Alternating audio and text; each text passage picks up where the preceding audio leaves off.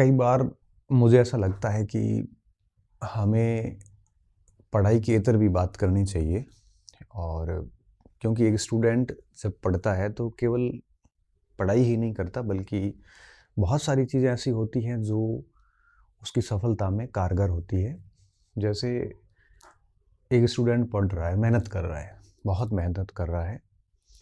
उसके साथ साथ मुझे लगता है कि कुछ ऐसी बातें होती हैं जो विद्यार्थी को ध्यान रखनी चाहिए, तो उससे उसकी सफलता थोड़ी और आसान हो जाती है और एक वो बेहतर नागरिक बन जाता है। अक्सर हम केवल पढ़ाई की बात करते हैं कि ये पढ़ो, वैसे पढ़ो, इतना पढ़ो, ऐसे रिवीजन करो, सीमित सामग्री रखो, भरोसा रखिए, वगैरह वगैरह बहुत सारी बातें हम करते हैं। लेकिन कई बार मुझे यूँ लगता है कि थोड़ी-सी बातें इस संबंध में भी होनी चाहिए कि अपना व्यवहार कैसा रखें, आचरण कैसा रखें कि आपका जीवन बड़ा सरल-सा हो, अच्छे-सा हो। और ये मैं इस एक्सपीरियंस के बेस पे कह रहा हूँ कि बहुत सारे विद्यार्थियों के हमारे पास में मैसेजेस आते हैं, विभिन्न प्रकार की समस्याओं के मैसेज होते हैं।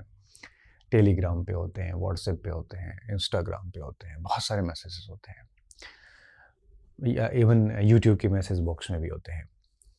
उन सारे मैसेजेस को पढ़ने के बाद में कई बार ऐसे विचार आते हैं कि अब व्यक्तिगत जवाब दूँ तो बहुत टाइम लग जाता है। तब सोचते हैं कि एक छोटा-सा वीडियो बना देते हैं, तो जिससे जो रिलेटेड बातें हैं तो वो सुन लेगा, तो क्या पता वो अपना समाधान ढूँढ ले। मेरा ये मानना है कि एक विद्यार्थी को पढ़ाई के साथ-साथ कुछ और बातों का भी ध्यान रखना चाहिए, जो मैं आज कुछ करने जा रहा हूँ आपसे। सबसे पहली बात, हमें हमेशा ध्यान रखना चाहिए कि किसी दूसरे के समक्ष तीसरे व्यक्ति की कोई बात नहीं करनी चाहिए। मतलब आप किसी व्यक्ति के पास में बैठे हैं और किसी थर्ड पर्सन की बात कर रहे हैं, तो मुझे लगता है नहीं करनी चाहिए। क्योंकि होता क्या है कि आप बात कर लेते हैं, भले आपके कोई गलत उद्देश्य नहीं थे, फिर वो सामने वाला जो व्यक्ति है वो, आज की दुनिया में भरोसेमंद लोगों की बहुत कमी है, और वो व्यक्ति क्या करेगा, उन बातों को मसाला मिला के और बड़े अलग इंटेंशन से आगे प्रस्तुत करेगा। चीज़ें घूमती-घूमती उस थर्ड पर्सन तक चली जाती है और उसके बाद में उसके कई अलग भाव निकल जाते हैं, कई अलग अर्थ निकल जाते हैं, और फिर आपकी एनर्जी खराब होती, आपका समय खराब होता है और आपकी पूरी पढ़ाई खराब होती है। हमेशा इस बात का ध्यान रखना चाहिए कि दूसरे व्यक्ति के सामने तीसरे व्यक्ति की बात नहीं करनी चाहिए, दूसरे के सामने खुद की बात कर लो बस। अगर आप ऐसा कर रहे हैं तो बड़ी गलत कर रहे हैं और आपको उसका परिणाम भुगतना पड़ेगा। मैं इसका भुगत-भोगी हूँ, क्योंकि मैं थोड़ा-सा ऐसा स्वभाव रहा हुआ है कि थोड़ा-सा भोला स्वभाव जिसे कह सकते हैं, मैं बोल देता हूँ। जब कोई व्यक्ति मेरे पास आता है या मैं किसी से मिलता हूँ, तो मैं बहुत जल्दी घुल-मिल जाता हूँ और मैं बहुत सारी बातें कर लेता हूँ। फिर वो व्यक्ति, कई बार ऐसा होता है कि 10 में से 7-8 तो ऐसे होते हैं, जो उस बात को बड़े गलत तरीके से आगे जाके प्रस्तुत करते हैं। फिर मेरे को वापस मेरे तक बात आती है कि ऐसा आपने कहा, मैं फिर बात कर लेता हूँ कि नहीं, नहीं ऐसी कोई बात नहीं थी। हालाँकि मैं कुछ गलत भी नहीं बोलता हूँ, तो दिक्कत नहीं आती, लेकिन मैं महसूस करता हूँ कि चीज़ें गलत तरीके से आगे बढ़ाई जाती है। हालाँकि अब मैंने बहुत सुधार कर लिया अपने व्यक्तित्व में पिछले 2-3 साल के अंदर। मैं बात करता ही नहीं हूँ अब, और दूसरे व्यक्ति के सामने चाहे कितना भी घनिष्ठ व्यक्ति हो, मुँह बंद रखता हूँ।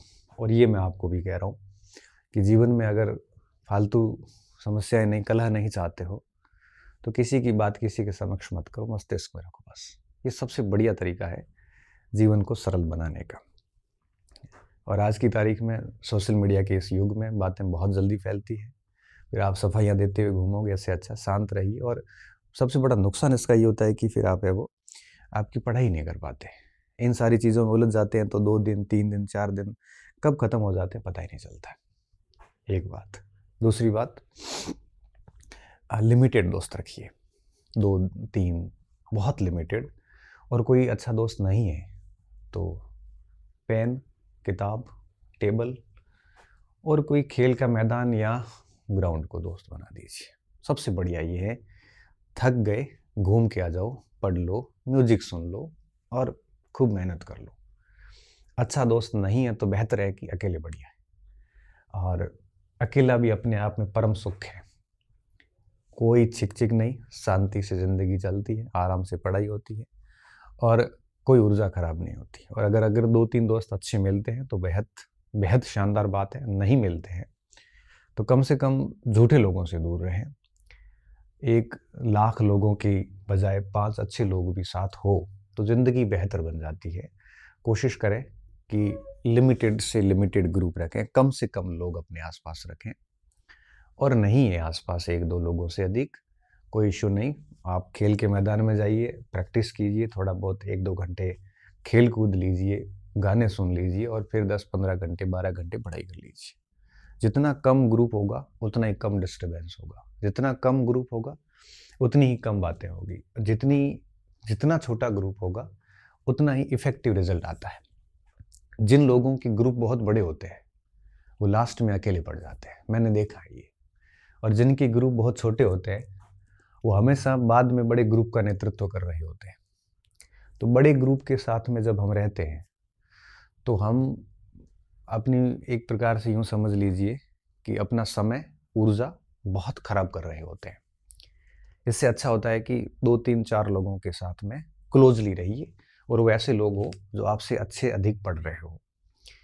भले ही आपसे इंटेलिजेंट नहीं हो, लेकिन मेहनत कर रहे हो, ऐसे लोगों के साथ आप अपना ग्रुपिंग करिए और जितना हो सकता है भीड़ से मुख मोड़ लीजिए। अन्यथा क्या होगा, आपकी समय जो है वो बर्बादी होगी और आप एक बढ़िया परिणाम नहीं दे पाओगे। तीसरी बात, अपनी वैल्यू बनाए रखें। वैल्यू तभी बनी रहती है जब आप कम से कम एक्सपोज़र होते हैं। आप अपने आप को जितना अधिक एक्सपोज़ करोगे, उतनी आपकी वैल्यू डाउन होती है। मतलब ये हुआ कि आप कहीं पे भी बैठे हैं, लूज़ टॉक कर रहे हैं, मतलब अंट-संट कुछ भी बोल रहे हैं आप। किसके बारे में क्या बोल रहे हैं, वो मास्टर ऐसा, वो शिक्षक ऐसा, वो स्टूडेंट ऐसा, वो किताब ऐसी, वो मटेरियल ऐसा, वो भर्ती ऐसी, वो आरपीएससी ऐसी। ऐसी अगर बहुत बकवास कर रहे हैं आप, कहीं पे भी, चाय की थड़ी से लेके दोस्तों के रूम तक, परिणाम ये निकलेगा कि आप तो बोलते जाओगे, धीरे-धीरे आपको आपकी वैल्यू डाउन होती जाएगी, कोई वैल्यू नहीं रहेगी। मेरा ये मानना है कि हमें उतने शब्द बोलने चाहिए जो प्रामाणिक हो और जो आवश्यक हो, बाकी शांत रहना चाहिए। आप अगर चाहते हो कि आपकी वैल्यू बनी रहे, तो कम से कम एक्सपोज़र होइए। ज़्यादा से ज़्यादा जितने ज़्यादा एक्सपोज़ बनेंगे, आप खुद को जितना एक्सपोज़ करोगे, उतनी आपकी वैल्यू डाउन होती है।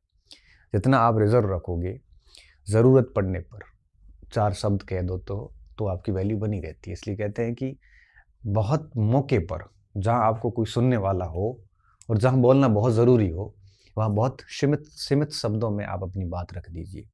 आपकी वैल्यू सच में बनी रहती है। और अगर आप बेबुनियादी बकवास करते हैं हर जगह पे, तो अल्टीमेटली परिणाम ये होगा कि आपको कोई नहीं पूछेगा और आपकी बात को कोई सीरियस नहीं लेगा। ऐसा कहा जाएगा, ये यूँ ही बकता रहता है। ये बात यूट्यूब पे भी लागू होती है। जैसे मान लो हर दिन कोई यूट्यूब पे चढ़ जाता है। अब मैं भी अगर हर दिन ऐसे आते-आते बोलूँगा ना, जैसे मैं तो आज ये मोटिवेशनल स्पीच लेके शायद 6-7 महीने बाद आया हूँ, बिना किसी विषय के। अगर मैं ये हर दिन आऊँगा तो मेरी भी कोई वैल्यू नहीं रहेगी। इसलिए कहते हैं कि वैल्यू जो है वो बनाए रखिए और ये तभी होगी जब आप अपने आप को थोड़ा रिज़र्व रखेंगे। अब हर जगह बकवास करेंगे, तो कहते हैं कि बोलना वहीं चाहिए जहाँ बहुत ज़्यादा ज़रूरी हो और आपकी बात सुनने वाला कोई हो।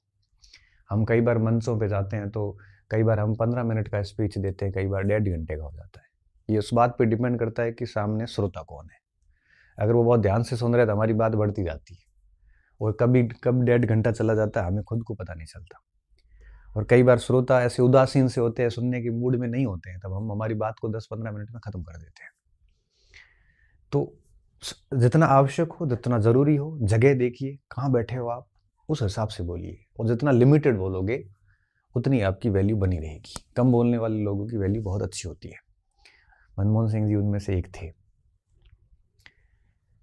चौथी बात, अपनी प्लानिंग, अपनी स्ट्रेटजी कोशिश करिए कि वो थोड़ी सीक्रेट रहे।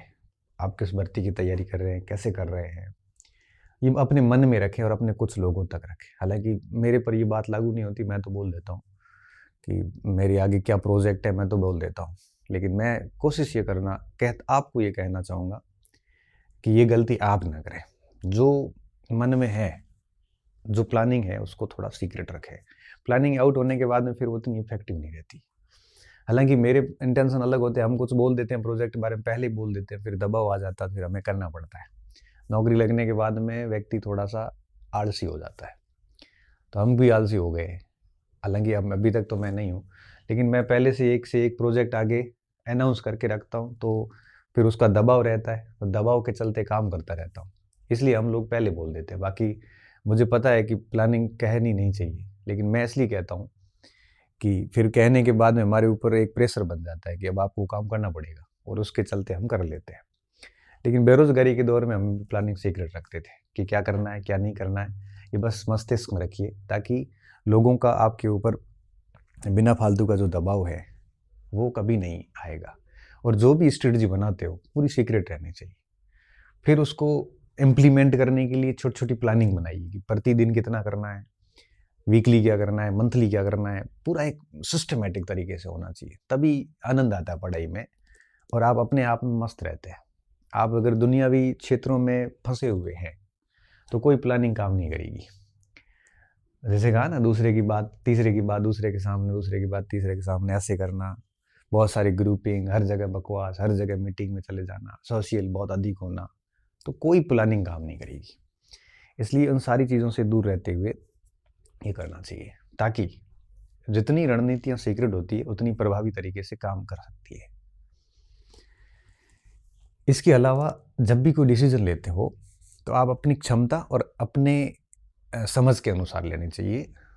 आप देखा-देखी नहीं करनी चाहिए कि दुनिया क्या कर रही है, वो दुनिया के ऊपर छोड़िए आप। आप अगर ये सोचते हैं कि अ, आप कोई आईएएस की कर रहा है कि मैं भी आईएएस की करता हूँ, गलत तरीका है बहुत। आप अपनी क्षमता के अनुसार डिसीज़न लीजिए।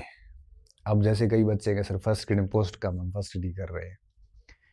क्या मेरे साथी सारे थर्ड ग्रेड में चले गए, तो मैं क्या उसकी तरफ चला जाऊँ क्या? तो मैं कहता हूँ कि वो साथी अध्यापक बन गए, ठीक है, बन गए, बन जाएँगे, फिर उसके बाद में क्या? और आप मान लो फर्स्ट ग्रेड नहीं भी हुए और अगली बढ़िया तैयारी करते गए, तो डेफ़िनेटली हो जाओगे। तो आप 1 साल बाद फर्स्ट ग्रेड बनेंगे, सीधे 4800 के ग्रेड पे आओगे, आपके साथी जो है 3600 पे रहेंगे, और उसको 4800 पे आने में 18 साल लग जाएँगे। आपने चुना भी किस भर्ती को है? आपने चुना भी राजपत्रित अधिकारी को है, तो डेफ़िनेटली टाइम तो लगेगा, और जब भी मिलेगा शानदार मिलेगा। इसलिए मेरा ये मानना है कि जब भी कोई डिसीज़न लेते हो, किस शिक्षक से पढ़ना है, कौन से कंटेंट से पढ़ना है, क्या किताब लानी है, कौन सी तैयारी करनी है, इनपुट ले लीजिए एक बार। फिर निष्कर्ष निकाल के खुद की जो कैपेबिलिटी है, क्षमता है, और खुद की जो अंडरस्टैंडिंग है, उसका सूक्ष्मता के साथ और बड़े निरपेक्ष रूप से आंकलन करके, और उसके बाद डिसीजन लीजिए कि मुझे क्या करना है, कैसे पढ़ना है, कैसे पढ़ना है। फिर वापस मुड़ के नहीं देखना चाहिए। क्यों? क्योंकि जितना आप डिसीजन डगमगाएगा, जितना अस्थिर होंगे, उतनी ही तैयारी आपकी नेगेटिव रूप से प्रभावित होगी। एक बार डिसीजन लेने के बाद में उसको लागू करने के लिए जान लगा दीजिए, और आप देखना कि एक शानदार परिणाम आपके पास में होगा। शानदार परिणाम मैं बता रहा हूँ। अगर भटकाव बहुत अधिक है, तो निश्चित तौर पे दिक्कत होती है। अब आपको कोई भी भटका लेता, आप इतने वल्नरेबल हो गए हो, सुभेद्य हो गए हो कि कोई बहुत आप निर्णय लेके एकदम शानदार तैयारी शुरू कर चुके हैं, और कोई भी ऐरा-गैरा आके आपको भटका जाता है, और आप भटक जाते हैं, और फिर मैसेज करते हैं मुझे, सर ये पढ़ूँगी, वो पढ़ूँगी, ये करूँगी, वो करूँ। इसलिए कहता हूँ कि आपके डिसीजन सीक्रेट रखिए, अपने डिसीजन अपनी क्षमता के अनुसार लीजिए। वो विद्यार्थी बहुत आगे जाता है, उसको डिसीजन लेने आ जाते हैं, उसको उसके बारे में पता चल जाता है, आपके डिसीजन कोई और क्यों ले। और सेकंड लास्ट बात, कि मार्केट की गॉसिप से हमेशा दूर रहे। ये बाजार की जो बातें हैं, बाजार की जो तथाकथित गप्पे हैं, ये आपको बर्बाद कर देगी। ये आपकी वैल्यू डाउन करती है, आपको आवारा सा घोषित कर देती है, आपका ध्यान भटकाती है, आपको एक प्रकार से यूँ समझ लीजिए कि भटकाने का काम करती है। आपके निर्णय गड़बड़ा जाएंगे। ऐसी गॉसिप से आपका समय, ऊर्जा खराब होगी, आपकी उत्पादकता प्रभावित होगी, पढ़ाई प्रभावित होगी, कॉन्फिडेंस डाउन होगा, सारी चीज़ें बिगड़ जाती हैं। आपकी दुनिया के प्रति धारणाएं गलत होती है, क्योंकि गॉसिप्स का हिस्सा बन बन के आप कई सही व्यक्तियों को गलत मान बैठते हैं, आप कई गलत व्यक्तियों को सही मान बैठते हैं, क्योंकि जितनी ज़्यादा गॉसिप्स में भाग लोगे, गप्पों में भाग लोगे, आपकी धारणाएं दुनिया के लिए अलग होती है। कोई सही व्यक्ति है और आपको उसके 4 कोई विरोधी यूं ही मिल गए, आपने उनको सुन लिया, आपके लिए भी वो विरोधी हो गया, जबकि आपका तो उससे कोई संबंध ही नहीं रहा। समय खराब हुआ जो अलग, पढ़ाई खराब हुई जो अलग, समय नष्ट होने के बाद में जो उत्साह डाउन होता है एक प्रकार से वो अलग, और एक अच्छा खासा चांस गंवा दोगे वो अलग।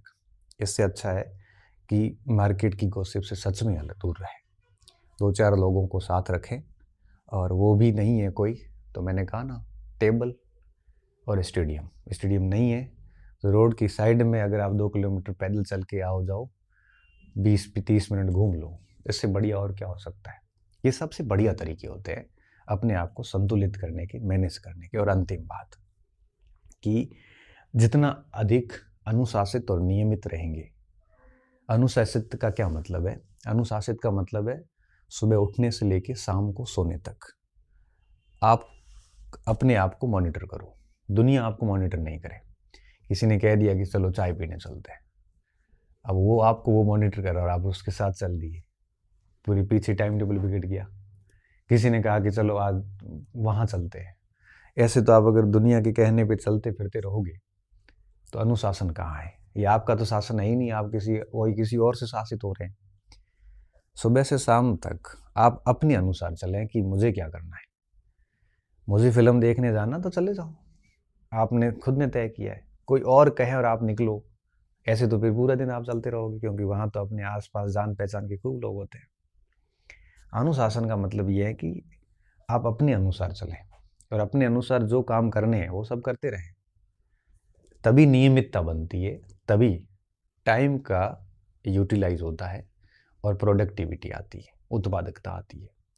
टाइम की जितनी अधिक उत्पादकता आएगी, जितना अधिक टाइम को आप अच्छे से यूटिलाइज करोगे, प्रोडक्टिविटी बढ़ती जाती है, कॉन्फिडेंस बढ़ता जाता है।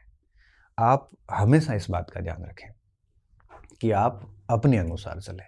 आपको चाय की तलब लगी है तो आप जाएं और पी के आए। कोई आपको कह रहा है कि चाय पीने चले और आप जा रहे हैं, ये गलत है। क्यों? क्योंकि ऐसे तो आप अभी चाय पीने चले गए, अब थोड़ी देर बाद में कोई और दोस्त आएगा, आपको कहेगा कि वहाँ चलते हैं, फिर आप वहाँ जाओगे। ऐसे तो आप दुनिया को ना ही नहीं कह पाओगे, नो सेइंग की पावर ही नहीं है।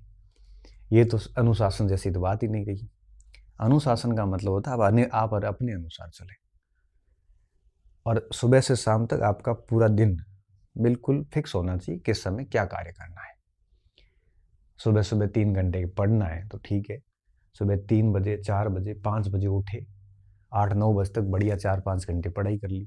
क्या पढ़ना था वो आप अपनी प्लानिंग सेट करके रखो, फिर आराम से घूमे फिरे, खाना वाना खाया, उसके बाद 2-3 घंटे सो लिए, 3-4 घंटे और पढ़ लो, फिर रात को 1-2 घंटे और पढ़ लो। अब ये सारा काम आपके अनुसार होना चाहिए। कोई और इसको अगर मॉनिटर कर रहा है तब तो आप कभी किसी को मना ही नहीं कर पाओगे, आपका टाइम यूं ही बर्बाद होता रहेगा। घर परिवार छोड़ के माँ बाप ने आपको भेजा है और आप जो है वो दुनियावी ताकतों के चक्कर में पड़े हुए हैं और वहाँ पे पंचायतियाँ कर रहे हैं। परिणाम ये निकलेगा कि 1-2 साल फेल होंगे, और व्यक्ति जब एक बार फेल होता है, भले गलतियों से ही हो, तो उसके बाद उसका आत्मविश्वास बहुत कमज़ोर हो जाता है।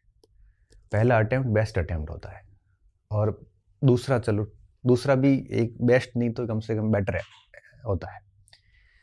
2 अटेम्प्ट के बाद परीक्षा पास करना बड़ा मुश्किल काम हो जाता है, क्योंकि फिर न तो हिम्मत रहती है, न जोश रहता है, न उत्साह रहता है, न कॉन्फिडेंस रहता है, न पढ़ने का मन होता है, और न ही वो वापस सिलेबस पढ़े जाते हैं। नई खेप अंदर आती है, नए बच्चे अंदर आते हैं, बड़ा प्योर माइंड अंदर आता है, उनको कॉम्पीट करने की क्षमता नहीं रहती है, और ऐसी ऐसी चीज़ें होती है जिससे आप उभर नहीं पाते हैं। इसलिए मेरी बात याद रखना, आप फर्स्ट सेकंड जिस अटेम्प्ट में भी अभी हो, तरीके से लीजिए। गलतियों में फेल मत हो जाना, या इतना कमज़ोर स्कोर मत कर लेना। फेल अब ठीक है, अब 1-2 नंबर से रह गए तो अलग इशू है, 50-50 नंबर से रह रहे हो ना, तो इसका मतलब साफ है कि आप कहीं न कहीं गलतियाँ कर रहे हैं, और उसको सुधारिए, और फिर आप अपनी पढ़ाई कीजिए, डेफ़िनेटली आप जो है बेहद आगे जाएँगे और आप जीवन में सफल होंगे, ठीक है? तो पढ़ाई के अलावा कुछ बातें थी मेरे मस्तिष्क में जो आज की, और उम्मीद है कि ये आपके लिए फ़ायदेमंद सिद्ध होगी, और इसी तरह से फिर कभी वापस मिलेंगे। आज हमने पढ़ाई पर बात नहीं करी है, पढ़ाई के इतर एक स्टूडेंट का क्या आचरण होना चाहिए, उस पे बात करी है। यूँ ही फ्री बैठा था, आज एनसीईआरटी की क्लास थी नहीं, हमेशा तो क्लास लेता हूँ। कल से वापस क्लास शुरू करेंगे, तो सोचा कि आज आपसे इस प्रकार से बात की जाए, क्या पता 2 स्टूडेंट भी अगर मेरी बात को अनुसरण करते हैं, तो निश्चित तौर पे मेरा यहाँ आना और आपका सुनना दोनों सफल हो जाएँगे। बहुत-बहुत धन्यवाद विद्यार्थियों, अच्छी रहिए, मस्त रहिए और पढ़ते रहिए।